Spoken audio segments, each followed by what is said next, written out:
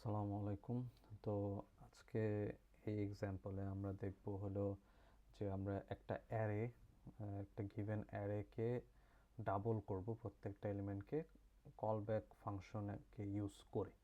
তো মনে করি আমাদের একটা অ্যারে দেওয়া আছে, এখানে গিভেন অ্যারে, এখানে আমরা ধরে নেই যে এখানে 5 পর্যন্ত দেওয়া আছে আমাদের অ্যারে। তো আমরা একটা ফাংশন লিখব যেটা হলো চেঞ্জ অ্যারে। এটা হলো অ্যারেকে চেঞ্জ করবে। তো এই ফাংশনে আমরা একটা অ্যারে পাঠাবো আর একটা ফাংশন পাঠাবো যে কি চেঞ্জ করবে। তো এখন আমরা এখানে আরেকটা ফাংশন পাঠাবো যে ডাবল দ্য নাম্বারস, এই একটা ফাংশন পাঠাবো। তো আমরা এখানে একটা ফর লুপ দেই, যেহেতু আমাদেরকে প্রত্যেকটা অ্যারের এলিমেন্ট নিয়ে কাজ করতে হবে এবং অ্যারেটা চলবে তার লেন্থ পর্যন্ত এবং i++। তো এখন আমরা চাচ্ছি যে অ্যারের প্রত্যেকটা এলিমেন্ট ডাবল হয়ে যাক। তো আমরা এই ডাবল দ্য নাম্বারস এই ফাংশন এর ভিতরে দিলে জিনিসটা ডাবল হয়ে যাবে।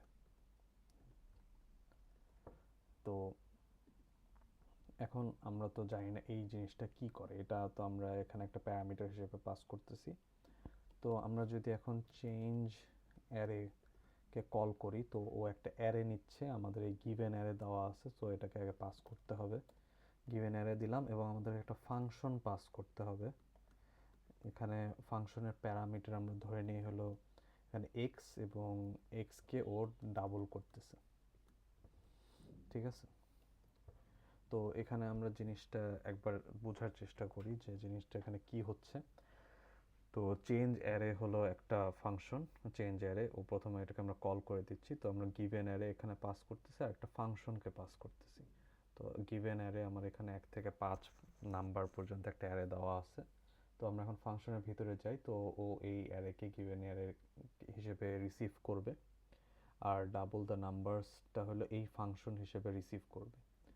তো আমরা ফর লুপের ভিতরে আসি, ফাংশনের ভিতর। তো অ্যারের লেন্থ যা, এই অ্যারে সেম যেহেতু, তো এটা এখানে হলো লুপটা 5 বার চলবে অ্যান্ড প্রত্যেকটা অ্যারের এলিমেন্ট মানে 0 1 2 3 প্রত্যেকটা এলিমেন্ট এই ফাংশনের ভিতর দিয়ে যাবে। তো এই ফাংশনটা হলো এই ফাংশনকে রিপ্রেজেন্ট করতেছে। তো এই ফাংশনে হলো এটার প্যারামিটার এবং রিটার্ন করতেছে এটার দ্বিগুণ সংখ্যাটা।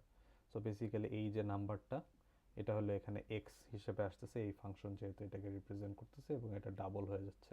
সো বেসিক্যালি আমরা জিনিসটাকে কল ব্যাক করতেছি, যে এখানে জিনিসটাকে পাঠাচ্ছি যে তুমি এটাকে আবার কল করো। সো আমরা যদি এখন কনসোল ডট লগ করি গিভেন অ্যারে, এখানে আমরা সেভ করি। আচ্ছা, এদিকে একটা জিনিস হয়তো ভুল হয়েছে, এদিকে অ্যারে অফ লেন্থ,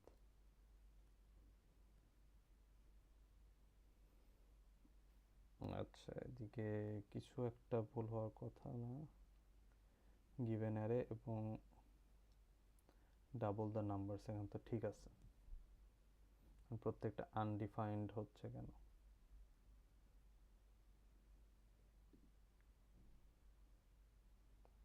আচ্ছা, আমি কিছু ভুল করছি আই গেস।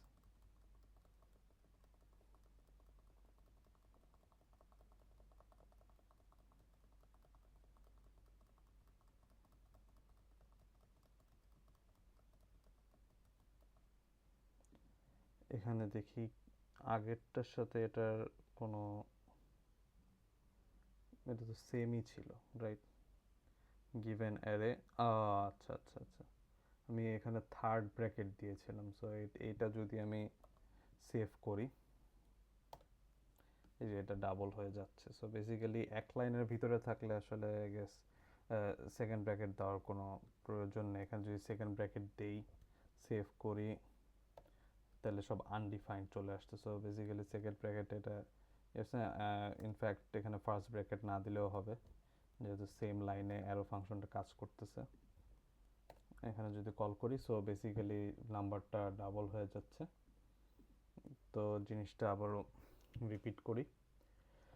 তো এখানে হলো যে প্রথমে আমরা ফাংশনকে কল করতেছি চেঞ্জ অ্যারে, আমরা নাম্বারটাকে চেঞ্জ করব এবং লুপটা 5 বার চলবে, এই অ্যারের মধ্যে দিয়ে চলবে এবং প্রত্যেকটা ইন্ডেক্সের মানে অর্থাৎ 0 1 2 3 প্রত্যেকটা ইন্ডেক্সকে সে এই ফাংশনের ভিতর প্যারামিটার আকারে পাঠায় দিবে। তো এবং এই ফাংশনটা যেহেতু আমি এখানে পাঠাচ্ছি যে এটা ডাবল করে দাও, তো ডাবল দ্য নাম্বার হিসেবে ও রিসিভ করতেছে জিনিসটা, আর আমি পাঠাচ্ছিও হলো ওকে। তো বেসিক্যালি এই অ্যারেগুলো ডাবল হইতে থাকবে এবং যেহেতু অ্যারে মিউটেবল জাভাস্ক্রিপ্টে, মানে মেইন অ্যারেকে আমরা চেঞ্জ করতে পারি, তো এটা সেফ থাকবে গিভেন অ্যারের ভিতরে, এই মেইন অ্যারেটাই চেঞ্জ হয়ে যাবে। সো আমি যদি কনসোল লক করি তাহলে আমি ডাবল অ্যারেটা পেয়ে যাব।